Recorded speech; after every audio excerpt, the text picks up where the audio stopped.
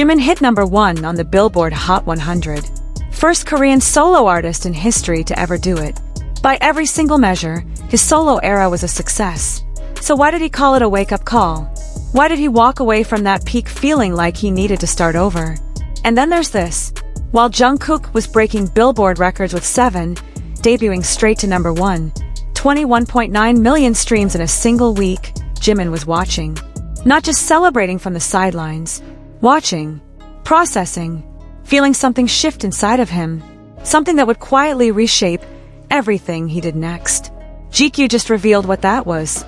And once you hear it, you will never listen to Jimin on ARIRANG the same way again. Stay until the end. Because this isn't just a story about an album. This is about a man who decided to become someone better, and what it actually cost him to get there. Let's go back to where it all started. In late 2022, BTS announced their hiatus. 7 people who had lived, worked, and breathed together for nearly a decade suddenly had to walk alone. Not because they chose to drift apart emotionally, but because South Korean law required every able-bodied man to serve in the military. One by one, they went in. Jin first, then J-Hope, then Suga, and then in December 2023, Jimin and Jungkook went in together.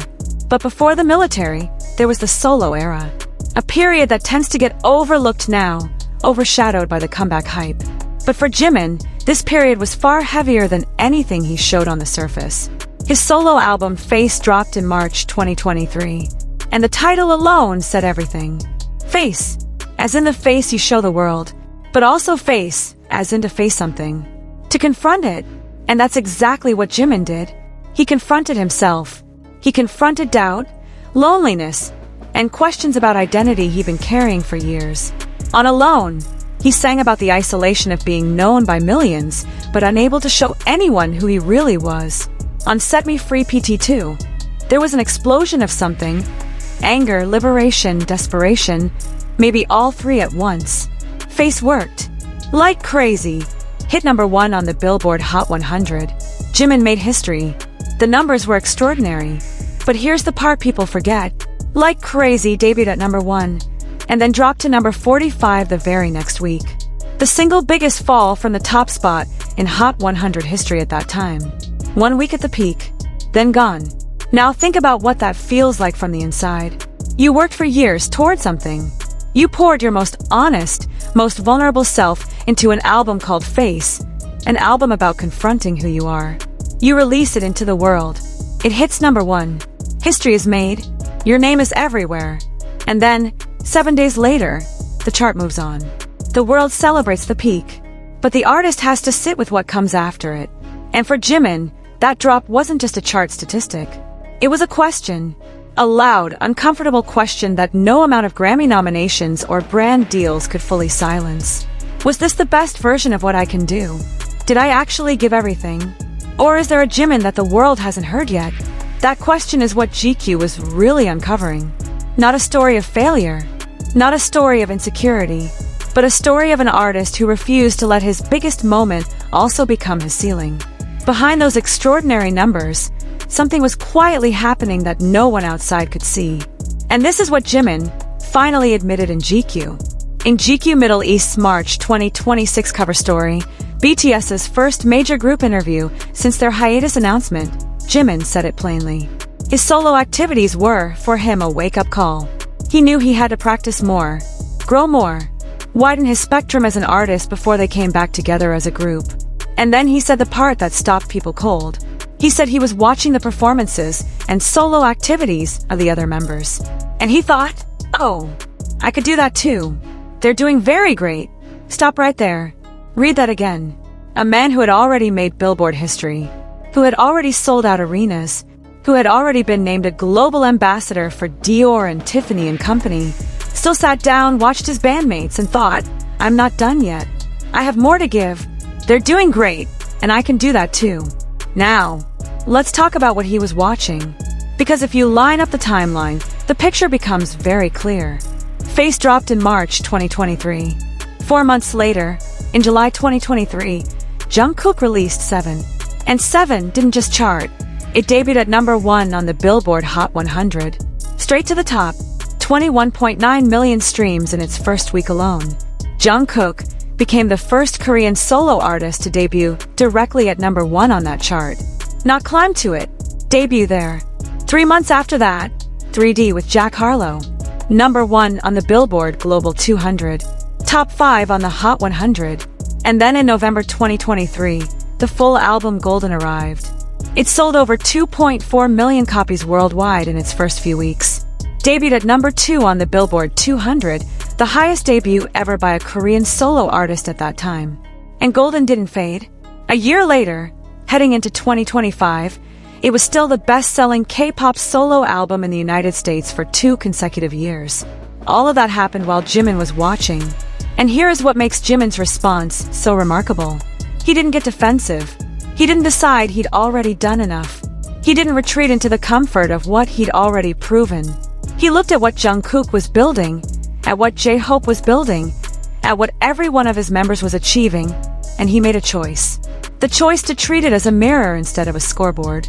He said to himself, "They're doing very great, and I can do that too." That is not an easy thing to say, especially when you've already made history, especially when the world already considers you a success.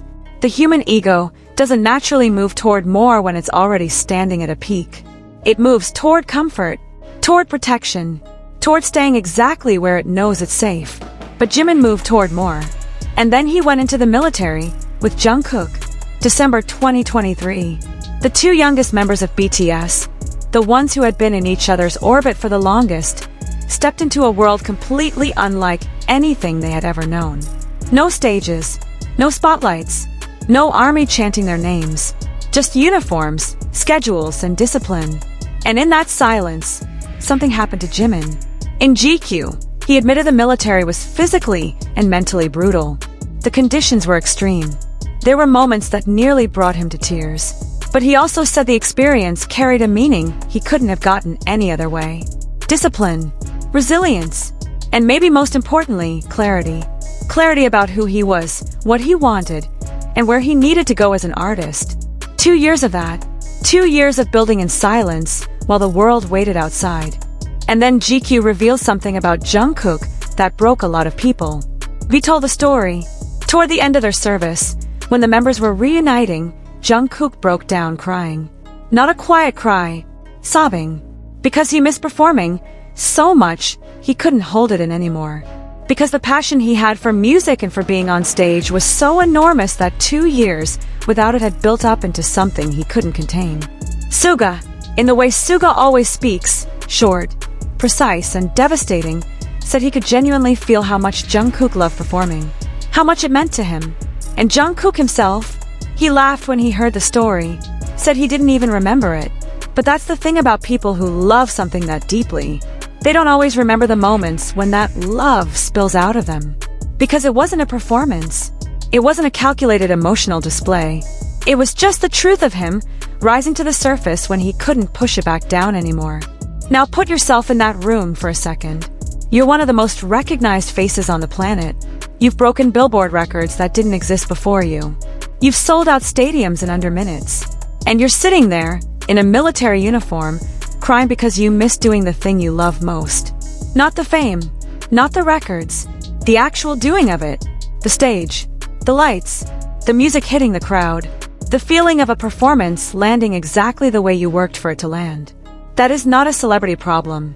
That is a deeply human one. And Jimin was right there with him. Different kind of fire, but fire all the same. Jungkook's fire was absence, the raw ache of being kept from something you need. Jimin's fire was ambition, the restless clarity of knowing you haven't yet become everything you're capable of becoming. One was driven by longing, the other by hunger. And somehow, both of them channeled it into the same place. Into ARIRANG, into the sessions in Los Angeles, into 6 days a week, every week, for 2 full months, building something that would justify every single day they spent waiting. There is something about the bond between these two specifically that matters here. Jimin and Jungkook have known each other since Jungkook was 15 years old. Jimin was one of the first people who made Jungkook feel at home when he arrived as the youngest trainee at HYB. They grew up together in the truest sense of the phrase. And they went into the military together, the last 2 in, side by side, which means they also lived through the final stretch of that waiting period in the same space. Whatever Jungkook felt in those final weeks before discharge, Jimin felt it too. And whatever Jimin had been carrying since that question first arose after like crazy, Jungkook was one of the people closest to it. Two people who knew each other's burdens, who had watched each other grow from teenagers into global icons, now standing at the edge of the most important comeback of their careers. That's what you hear when you press play on this album. Jimin on ARIRANG sounds like someone who has been through something. Not just older, not just more experienced, but genuinely transformed in the way that only comes when you've forced yourself to confront what you're not yet, and then done the work anyway. He has writing credits on 2 tracks. They Don't Know About Us and Into the Sun, the closing track, described as a collective anthem for BTS. That is not a small thing for an artist who built his reputation almost entirely on performance and vocal delivery. It means he expanded exactly the way he said he would. The spectrum he talked about widening, you can hear it. You can hear him as a songwriter now, as a storyteller, as someone leaving something of himself behind in the work, not just executing it. The recording sessions happened in Los Angeles. 2 months, 6 days a week. BTS worked with producers rotating in and out every night. Diplo, Kevin Parker of Tame Impala, Flume, Ryan Tedder of One Republic, JPEG Mafia. Diplo told TMZ it was the craziest album he'd ever been a part of. Ryan Tedder posted on X that working with BTS on 5 tracks was one of the greatest creative journeys he'd ever taken. These are not people who say things like that lightly, but no amount of incredible producers can manufacture the thing that Jimin brought into those sessions. The thing you build in silence. The thing that only comes from 2 years of watching and deciding and training and enduring. That is not something you can engineer in a studio. That is something you carry in with you. And Jimin carried it in. Think about what it actually means to write a song as opposed to perform one. When you perform, you interpret.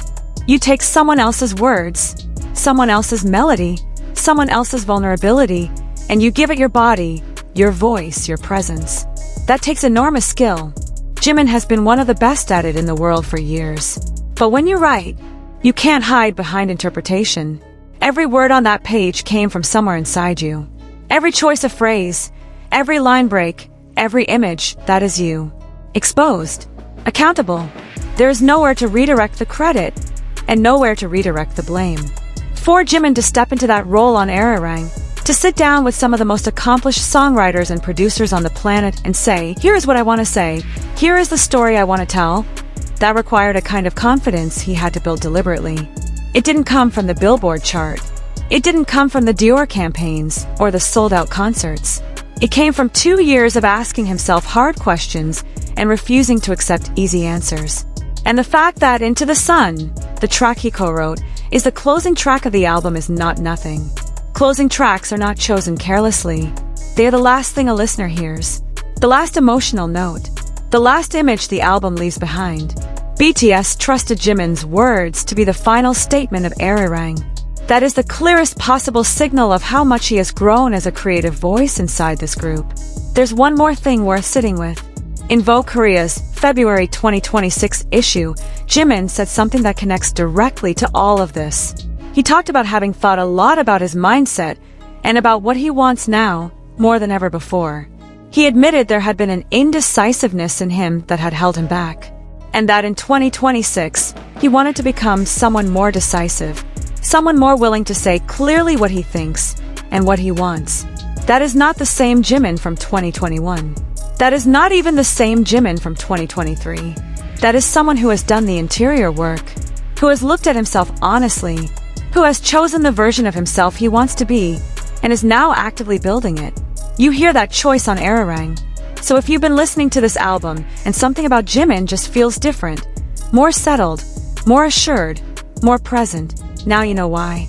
It's the result of a man who hit #1 and still decided it wasn't enough. Who watched his best friend break records and turned that into fuel instead of fear. Who went into the military and came out with clarity instead of rust. Who walked into a studio in Los Angeles and left something permanent behind. The biggest growth doesn't come from the moments of success. It comes from the moments where you're watching someone else succeed, and instead of stopping, you decide to begin again. Harder, more honestly, with more of yourself on the line. Jimin watched Jungkook. Jimin watched all of them. And Jimin said, They're doing very great. I can do that too. On ARIRANG, the world hears his answer. If this video gave you something new about Jimin, about Jungkook, about what BTS actually built during those years apart, hit like and subscribe. And drop one word in the comments that describes how Jimin sounds to you on ARIRANG. I genuinely want to know. See you in the next one.